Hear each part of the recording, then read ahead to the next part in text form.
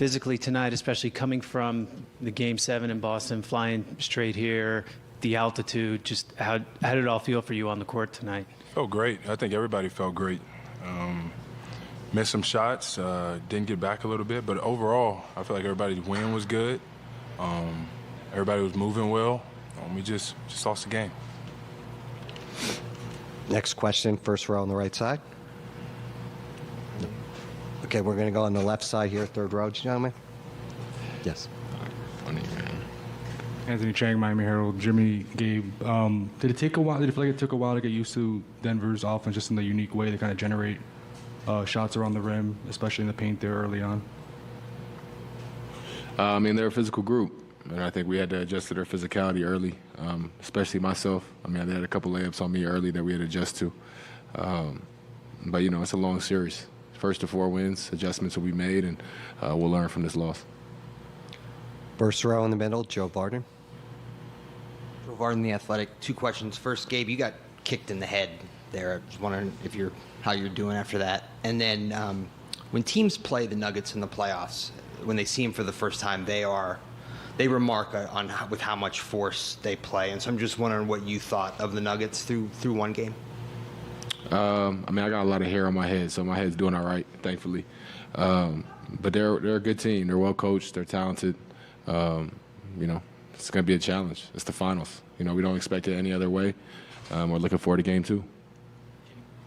I definitely think they came out with a lot of physicality, and we have to be able to match that.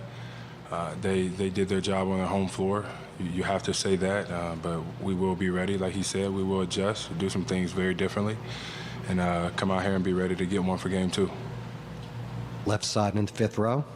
Jimmy, Nick Friedel, ESPN. Why do you think the offense struggled so much to find its rhythm throughout the night? Probably because we shot a lot of jump shots, myself probably leading that pack, instead of putting pressure on the rim, getting layups, getting to the free throw line.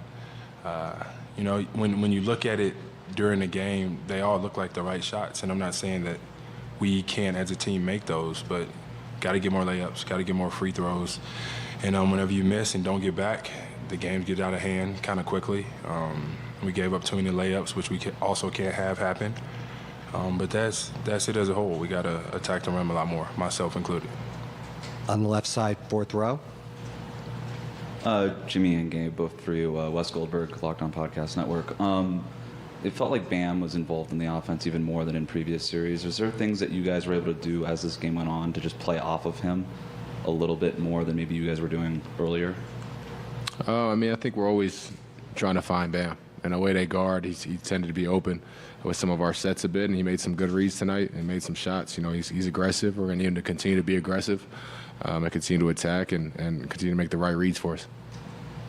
I agree. When Bam is making shots, I think he makes everybody's job a lot easier. We want him to continually be aggressive, and he was making, you know, the right passes when he couldn't get a bucket as well. And those shots will fall for everybody next game. Stay with it. Keep playing that style of basketball. But in the end, if we guard a little bit better, not give up so many layups, get back, I think the game's a little bit different.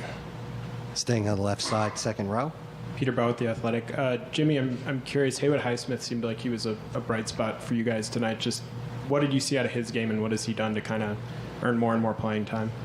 He's comfortable and confident. He shoots the ball very well. He cuts to the rim. He guards. He does anything and everything that you ask him to do.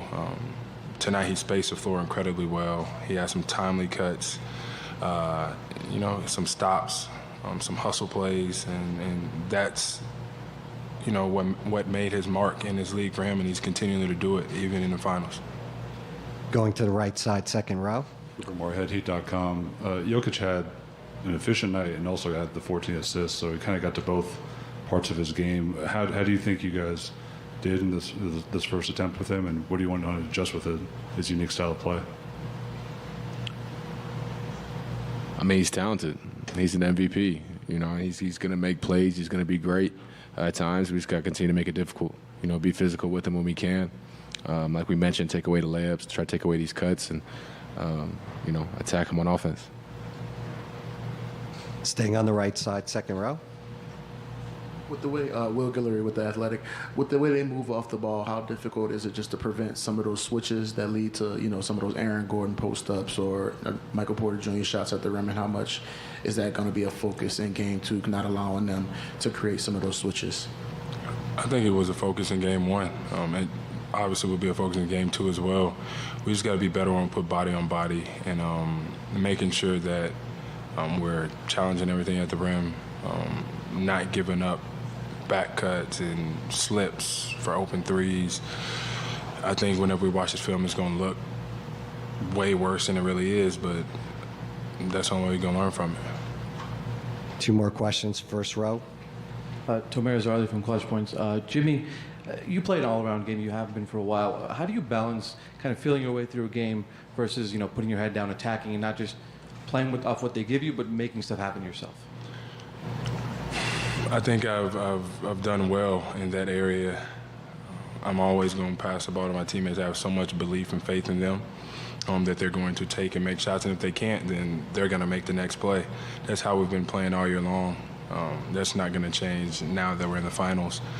Maybe I have to be a little bit more aggressive. I got to put pressure on the rim. Me with no free throws, that was all on myself, nobody else. So, we'll definitely correct that next game, but only I can do that. Final question, 4th row on the right side. Dan Devine, Yahoo Sports. Jamal got off to a really hot start, was able to get both to his pull-up game and into his facilitating game. Gabe, I'm wondering what kind of challenges does he prevent when you try to lock up one-on-one? And Jimmy, I know you kind of went after him a few times one-on-one, try to get that switch. Is that a way you can get into his legs a little bit more in Game 2? I mean, Jamal's a talented player. He can score in a number of ways. I think one of the things that makes him difficult to guard is when he gets off the ball. And then you got to deal with the cuts, and he's circling back, and they know they're looking for him. So when he's off the ball, you already know the ball is going to end up in his hands at some point. He's a dynamic scorer. He poses threats in different ways, and he's relentless. So it'll be a tall task, and we'll continue to work at it. And for me, you got to attack and attack everybody, not just one individual. I have to do a better job of creating the help, 1-2 guys, and getting into my shooter, otherwise finishing at the rim, making shots. But we missed a lot tonight, and we'll be better in Game 2 at the end of the day. That's what it is. So we'll take this, we'll learn from it, and we'll be back in 2 days. Thanks, gentlemen. Yeah, appreciate y'all.